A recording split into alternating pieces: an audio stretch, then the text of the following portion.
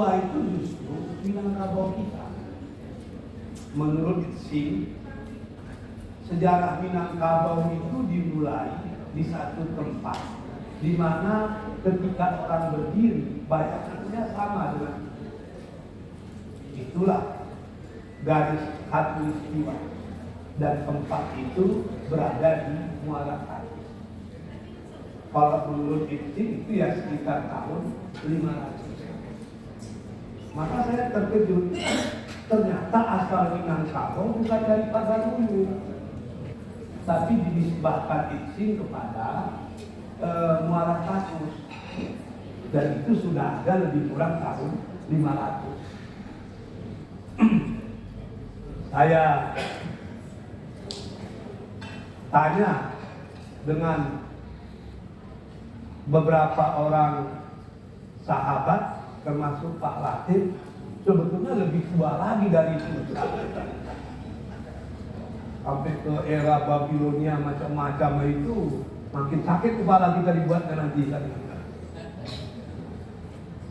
Lalu saya coba membuat paling tidak 4 teori. Nanti bisa ditambah atau dikurangi lah. Yang pertama itu ya teori Ibn tadi.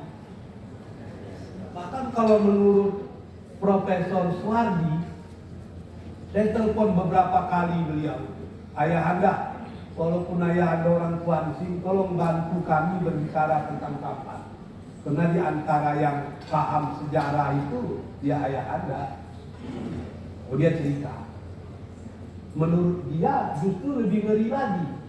Pusat Sriwijaya itu bukan di Palembang, tapi justru di kampung kita. Karena di Bukit Siguntang itu tidak ditemukan istana, tidak ditemukan candi, yang ada itu cuma di Muara Takus. Tapi Iwatrinda kan ini perlu pembicaraan lebih dalam lagi. Itulah yang disampaikan oleh Profesor Suwardi.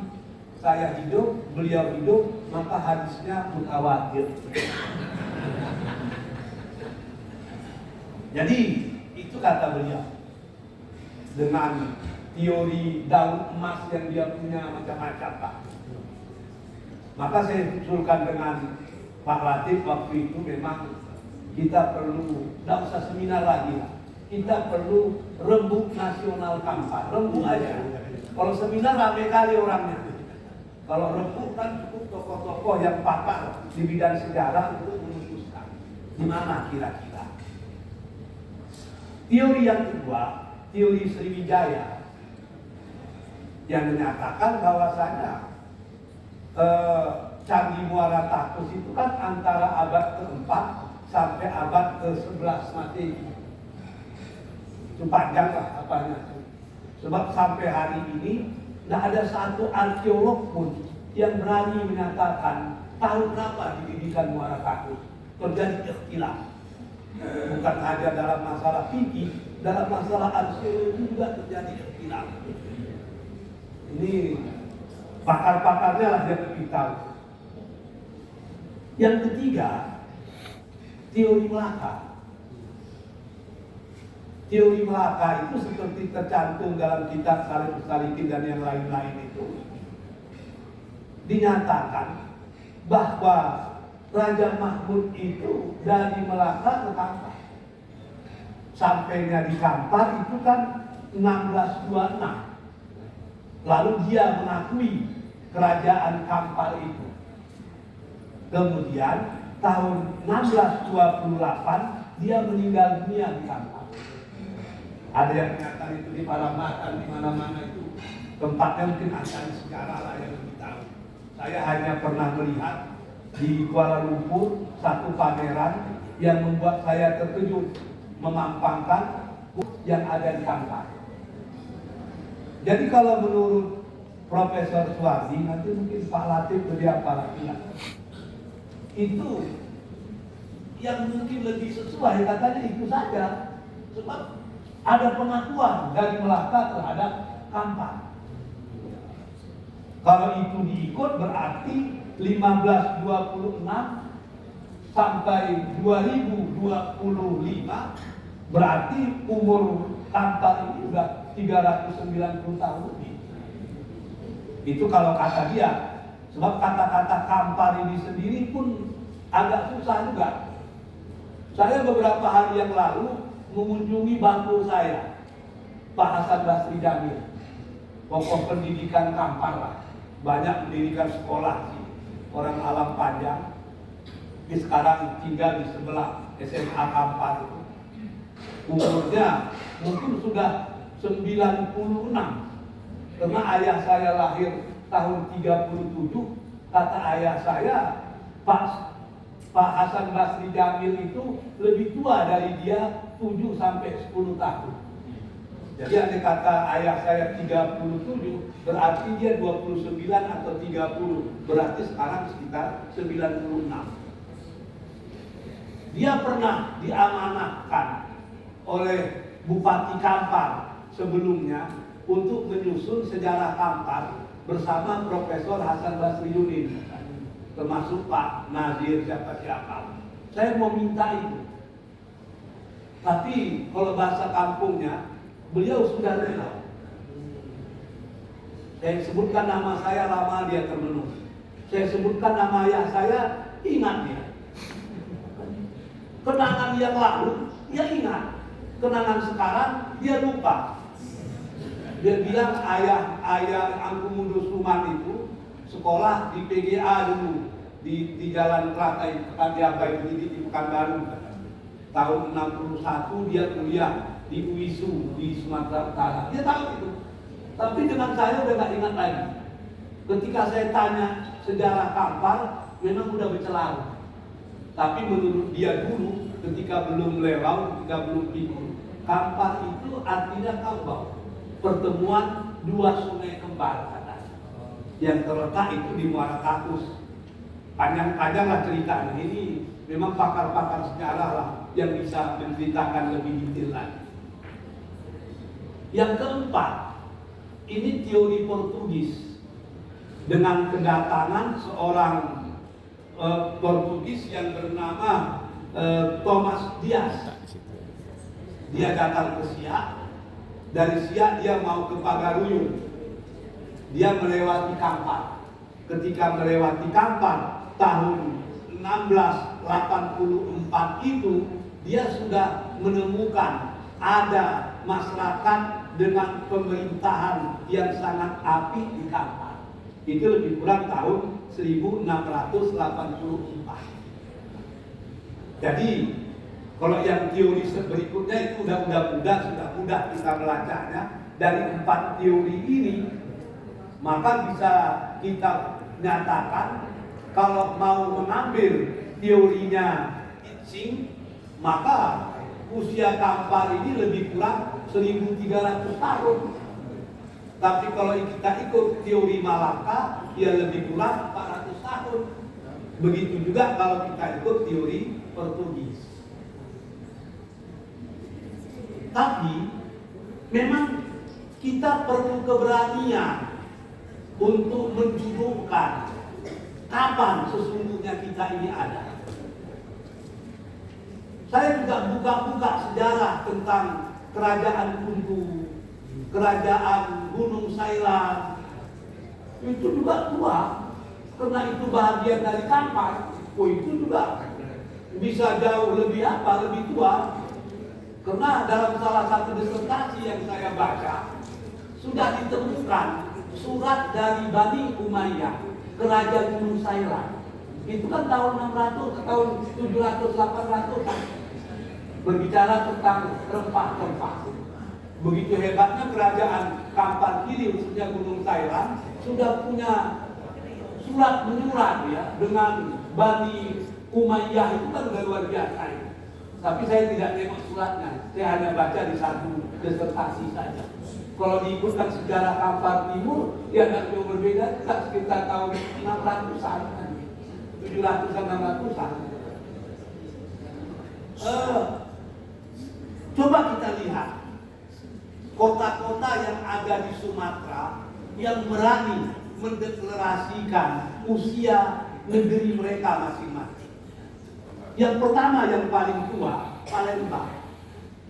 Palembang itu mendeklarasikan bahwa usia kota Palembang itu 1341 tahun berdasarkan catatan prasasti di kedudukan bukit. Berdasarkan itu dia katakan kami sudah 1341 tahun. Di bawah itu Banda Aceh. Banda Aceh berani menyatakan bahwa kota Banda Aceh itu sudah berumur 820 tahun.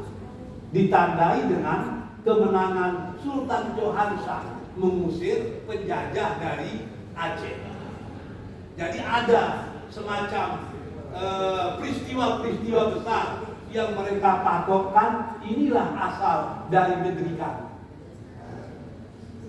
Yang ketiga, yang lebih tua lagi, kota Jambi. Kota Jambi itu hari ini sudah mendeklarasikan dirinya 624 tahun. Patokannya adalah ketika Datuk Paduko Berhalu dan istrinya Putri Selaras Pinang Maka menemukan satu tempat di Jambi dan itu dijadikan perkampungan mereka yang baru. Itulah starting point dari kota Jambi yang mereka klaim sudah berumur 624 tahun. Yang lebih muda lagi adalah kota Bengkalis. Kota Bengkalis jiran kita itu sudah berumur 512 tahun. Perhitungannya 30 Juli 1512. Itu diklaim sebagai asal lahirnya kota Bengkalis. Yang lebih muda lagi kota Medan. Kota Medan sudah berumur 435 tahun.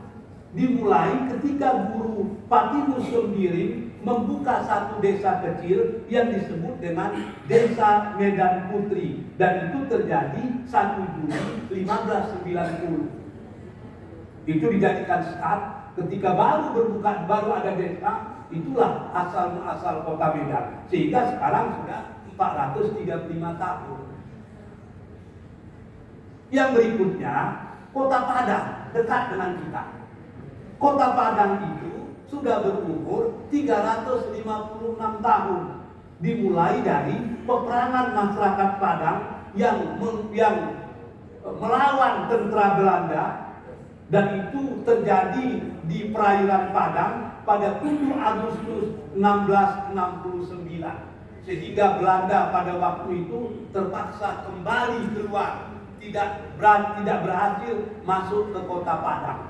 Semangat patriotik warga Padang pada waktu itu yang bahu-membahu membela tanah air mereka dijadikan sebagai starting point lahirnya kota Padang, yaitu 7 Agustus 1669. Sekarang sudah 356 tahun.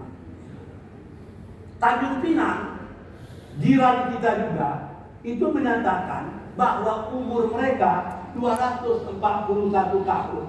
Ditandai ketika Sultan Mahmud Riyad menentang Belanda 6 Januari 1784 dan mampu menenggelamkan kapal perang Belanda, sehingga yang tertinggal lari terbirit-birit kembali ke Melaka. Jadi kemenangan Sultan Mahmud Riyad pada 6 Januari 1784 itu dijadikan sebagai hari kelahiran kota Tanjung Pinang yang sudah berumur 241 tahun. Kota yang paling dekat dengan kita, kota Pekanbaru, itu sudah berumur 241 tahun, ditandai musyawarah besar Menteri Kesultanan Siak pada tanggal 23 Juni 1784. Ada Datuk Tanah Datar, Datuk Pesisir, Datuk Kampar yang hadir pada waktu itu. Rapat itu dijadikan sebagai asal-muasal kota Pekanbaru. Padahal menurut Bisruit Belanda, setelah di Siak, Pekanbaru itu diserahkan kepada Kampar. Kampar 76 tahun sebagai induk, Pekanbaru 241 tahun sebagai anak. Inilah dalam sejarah dunia di mana induk lebih muda daripada anak. Jadi tentu ada teori-teori yang lain. Saya berharap ya abang kita Pak Latif, Pak Suwardi dan tokoh-tokoh kita banyak lah. Dr. Hasan Bani Durin, Pak Nazir, itu bisa diajak dalam rembuk kecil lah. Nggak perlu besar-besar, cukup bupati menyediakan segelas kopi pahit, selesai. Sehingga kita tahu, bagi saya, kalau kita gamang menentukan masa lalu, kita juga tidak punya kepercayaan diri menghadapi masa depan. Itu yang paling penting. Itu masalah sejarah. Lalu masuk ke tandem yang kedua tentang kampar ke depan.